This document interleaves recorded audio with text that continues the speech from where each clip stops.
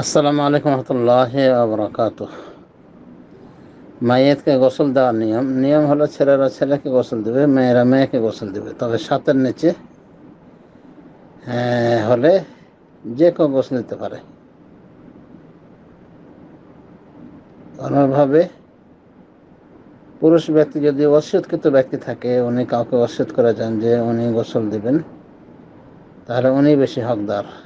অন্যভাবে মেয়েদের ক্ষেত্রেও যদি কোনো মেয়ে ওসিয়ত করে যায় মরার পূর্বে, তবে যাকে ওসিয়ত করে সে বেশি হকদার হবে। তো এটাই হলো নিয়ম যে ছেলেরা ছেলেকে গোসল দেবে, মেয়েরা মেয়েকে গোসল দেবে। শুধু ব্যতিক্রম স্বামী স্ত্রীর বিষয়টি, স্বামী স্ত্রী একে অপরকে গোসল দিতে পারে, এ মর্মে সহিহ হাদিস রয়েছে। গোসল দেওয়ার সময় পর্দায় মাইয়াতকে নেবে, নির্জনতা অবলম্বন করবে। গোসল দানকারী একমাত্র তার সহযোগিতার জন্য দু একজন সাথে রাখবে, এছাড়া অতিরিক্ত কোনো মানুষ থাকবে না। মেয়ে হলে মেয়েরা থাকবে, ওই গোসল দানকারী এবং তার সহযোগী। ছেলেরা থাকলে ছেলেরা, গোসল দানকারী যারা থাকবে তারাই থাকবে এবং সহযোগী হিসেবে থাকবে তাদের দু একজন। এছাড়া কেউ দেখবে না মাইয়াতকে। মাইয়াতকে গোসল দেওয়ার নিয়ম হলো যে তার শরীর থেকে সমস্ত কাপড় খুলে ফেলতে হবে এবং ওই লজ্জাস্থান বরাবর কাপড় খোলার আগেই ন্যাকড়া দিয়ে দিতে হবে, ছোট্ট একটা কাপড় দিয়ে ঢেকে দিতে হবে। এরপরে তাকে গোসল দিতে হবে। গোসল দেওয়ার আগে যেটা করণীয় সেটা হলো যে মাইয়াতকে তারাকে মৃদু ওঠানোর চেষ্টা করতে হবে। মানে শুয়ে দেওয়ার পরে মৃদু ওঠানোর চেষ্টা করতে হবে, যাতে করে পেটে তার কিছু চাপ পড়ে। এতে করে ওই যেগুলি মলমূত্র বের হয়ে যাবে, তখন ওটা পরিষ্কার করে নেবে। পরিষ্কার করে সুন্দর করে পরিষ্কার করার পরে একটা ন্যাকড়া হাতে পেঁচিয়ে এগুলো করবে। সরাসরি লজ্জাস্থানে হাত দেবে না, লজ্জাস্থান দেখবেও না, হাতও দেবে না। একটা ন্যাকড়ার সাহায্যে এগুলো করবে। মায়েতকে ওই শৌচ কার্য ওটাও করবে ওই ন্যাকড়ার সাহায্যে। সুন্দরভাবে যখন পরিষ্কার করে দেওয়া হবে তাকে, এরপরে তাকে অজু করানো হবে। অজু করার ক্ষেত্রে মুখে তো পানি দেওয়া সম্ভব নয়, নাকে পানি দেওয়া সম্ভব নয়। তো এই ক্ষেত্রে একটা ন্যাকড়া নিয়ে, হালকা একটা ন্যাকড়া ওই একটু ভিজিয়ে তোলা, একটু কাপড় ভিজিয়ে ওই দাঁতগুলোকে ঘষে দেবে, পরিষ্কার করবে এবং নাকের ছিদ্রগুলো পরিষ্কার করবে। তো এইভাবে অজু করে নেবে, মানে অজুর মতো করে অজু করানো হবে। শুধু ওই কুল্লি করা নাকে পানি দেওয়ার স্থলে ওই ন্যাকড়া ভিজিয়ে ওগুলো করতে হবে, দাঁত পরিষ্কার করে দিতে হবে, নাকের ভিতরে পানি দিতে হবে, পরিষ্কার করতে হবে ন্যাকড়া দিয়ে। বাকি অজু যেভাবে করতে হয় সেভাবে অজু করানো হবে। আর গোসলের পানির ক্ষেত্রে যেটা প্রস্তুতি সেটা হলো যে সিদরা অর্থাৎ বড়ই পাতা দিয়ে পানিটাকে জাল দিতে হবে, মৃদু জাল দিতে হবে। অর্থাৎ এমন গরম করা যাবে না যার মাধ্যমে মায়াতের কষ্ট হয়। জীবিত যাতে কষ্ট পায়, মায়াত সেটাতে কষ্ট পায়। এই জন্য ওই কুসুম গরম করতে হবে, বেশি গরম করা যাবে না। অতিরিক্ত গরম করা থেকে বিরত থাকতে হবে। তো বড়ই পাতা দিয়ে সমস্ত পানি প্রস্তুত করতে হবে। এরপরে মায়াতকে গোসল দিতে হবে, ডান দিক থেকে শুরু করতে হবে এবং অজুর জায়গাগুলি দিয়ে শুরু করতে হবে। আর গোসল হবে বিজোড় আকারে, 1, 3, 5, 7, এক কথায়। যদি মনে হয় যে একবারই হয়ে গিয়েছে তো খালাস, নাহলে 3 বার, নাহলে 5 বার, এভাবে বেজোড় আকারে গোসল দিতে হয় প্রয়োজন অনুযায়ী। মানে যদি দেখা যায় যে অনেক ময়লা রয়েছে, অপরিষ্কার রয়েছে, তাকে এভাবে একাধিকবার গোসল দেওয়া যেতে পারে। নির্দিষ্ট কোনো নেই, সংখ্যা নয় যে এই সংখ্যাতেই দিতে হবে, তবে বেজোড় আকারে গোসল দেওয়ার নিয়ম। গোসল দেওয়ার পরে যখন পরিপূর্ণভাবে গোসল দেওয়া হয়ে যাবে, আর আগে তো বলা হয়েছে ডান দিক থেকে শুরু করবে, মানে শরীরের ডান দিক থেকে শুরু করবে। ডান দিক ধোয়া হলে বাম দিক, এভাবে মায়েতকে গোসল দেবে। তো সুন্দর করে জানাবাতের মতো করে গোসল দেওয়া হবে, মানে ফরজ গোসল স্বামী স্ত্রীর মিলনে বা স্ত্রী মহিলাগণ মসজিদ থেকে পাক হলে বা প্রসবত্ব বাচ্চা প্রসবত্ব রক্ত ঝরা থেকে পাক হলে যেভাবে ফরজ গোসল করা লাগে ওইভাবে ফরজ গোসল করাতে হবে মাইয়াতকে। এরপরে আসলো মাইয়াতকে কাফনের পালা। তো পুরুষকে 3টি কাফনে জড়াতে হবে।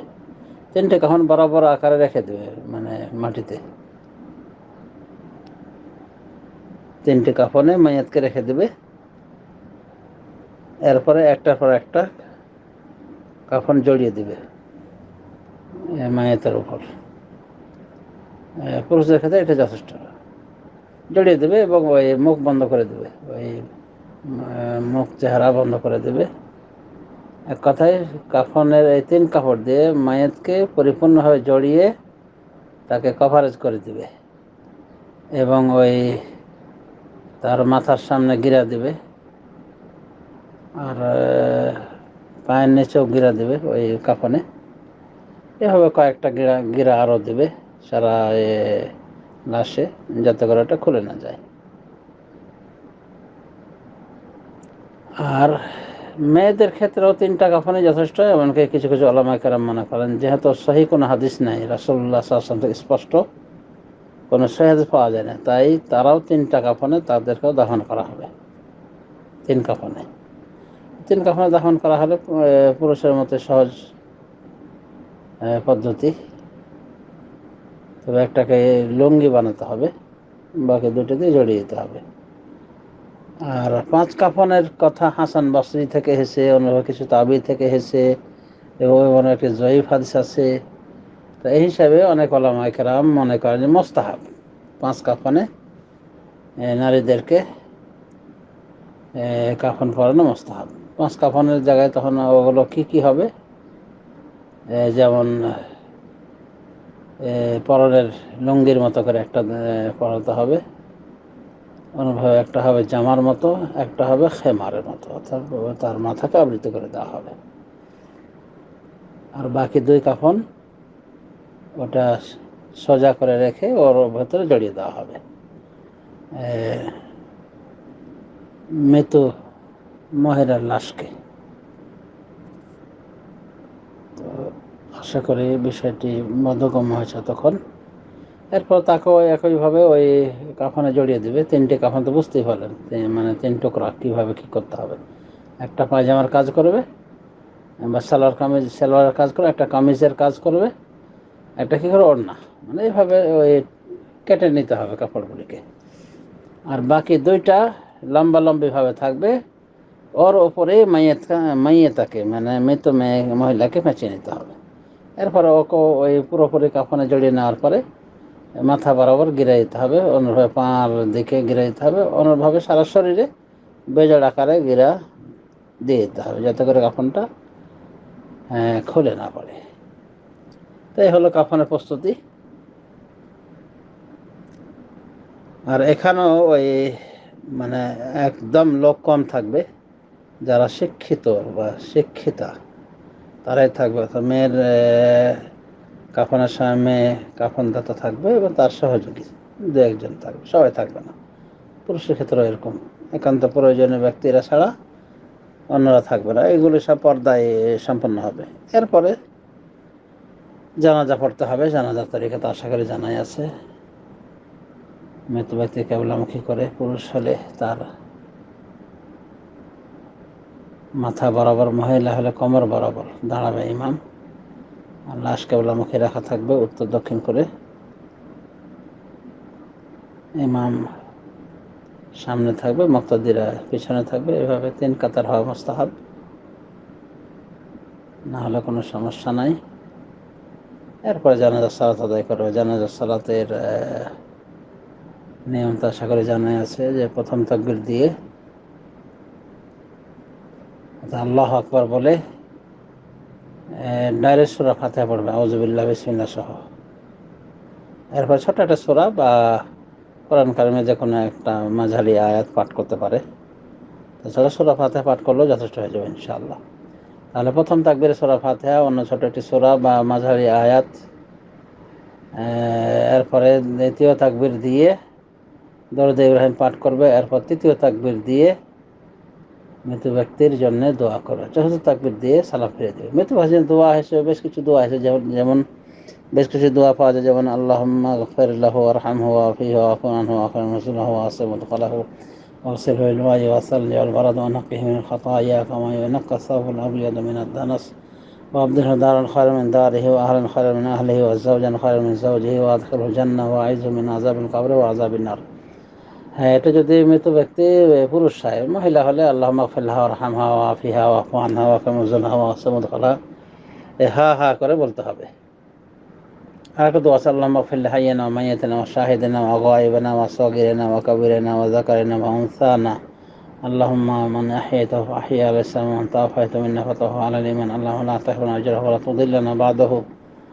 হ্যাঁ, এখানে হুর জায়গায় হা বলতে হবে।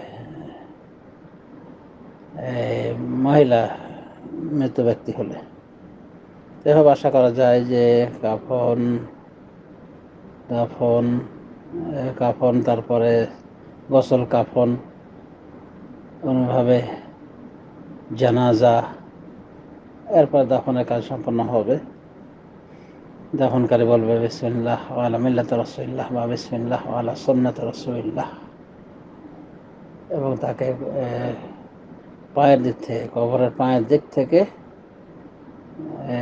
প্রবেশ করাতে হবে লাশকে। এরপরে তো তাকে দাফন করার নিয়ম বলাই হলো, প্রত্যেকে মাটিতে অংশগ্রহণ করার চেষ্টা করবে, আর 3 অঞ্জলি ভরে প্রত্যেকেই দাফনের জন্য মাটি নিতে পারে, এটা সুন্নাহ বলা যেতে পারে। এভাবে মৃত ব্যক্তির গোসল, কাফন, জানাজা এবং দাফন পর্ব সম্পন্ন হতে পারে। আরও অনেক কিছু বিস্তারিত রয়েছে, তো সংক্ষিপ্ত আকারে এখানে বলা যেতে পারে। আমরা মোটামুটি শেষ করলাম। আর কবরকে বরাবর করে দিতে হবে, সামান্য উঁচু থাকবে, বিশেষ করে মধ্যখান থেকে সামান্য উঁচু থাকবে, বেশি উঁচু না। এইভাবে যখন লাশ দাফন হয়ে যাবে তখন উপস্থিত ইমাম সাহেবকে বলবে ইস্তাগফিরু লিআখিকুম ওয়াসআলুল্লাহ তাসবিত ফাইন্নাহু আনা ইউসআল। তোমরা তোমাদের ভাইয়ের জন্য ইস্তেগফার করো, মেয়ে হলে বোনের জন্য তোমরা ইস্তেগফার করো, ওয়াসআলুল্লাহ তাসবিত, এবং তার জন্যে যেন সে দৃঢ়পদ থাকে মুনকার নাকির প্রশ্নের উত্তরের সময়। ফাইন্নাহু আনা ইউসআল, কারণ তাকে এখনই জিজ্ঞেস করা হবে। সুনান আবু দাউদের হাদিস। এভাবে এতটুকু যদি কেউ করে, অর্থাৎ এই হাদিসের উপর আমল করতে গিয়ে আল্লাহুম্মা গফির লাহু আল্লাহুম্মা সাব্বিতহু, বা মেয়ে হলে আল্লাহুম্মা গফির লাহা আল্লাহুম্মা সাব্বিতহা, এতটুকু বলে যথেষ্ট হয়ে যাবে। এরপরে সবাই চলে আসবে। উল্লেখ্য, মৃত ব্যক্তিকে গোসল দিতে গিয়ে যে পানি ব্যবহার করা হবে, সে পানিটা বলেছি যে মিডিয়াম গরম হবে এবং বরই পাতা মিশ্রিত হবে। বরই পাতা দিয়ে গরম করতে হবে পানি। এটা প্রত্যেকবারের গোসলেই হবে, আর বিশেষ করে শেষ যেটা হবে সেই গোসলে কর্ফুর দেওয়ার নিয়ম। রাসূলুল্লাহ সাল্লাল্লাহু আলাইহি ওয়াসাল্লাম তাই বলেছিলেন, তার মৃত মেয়ের গোসলের সময় গোসলদানকারীদেরকে বলেছিলেন, লাস্টে তোমরা কর্ফুর দিবে, মানে শেষের গোসলে। তাই কর্ফুর মেশানো সুন্নাহ।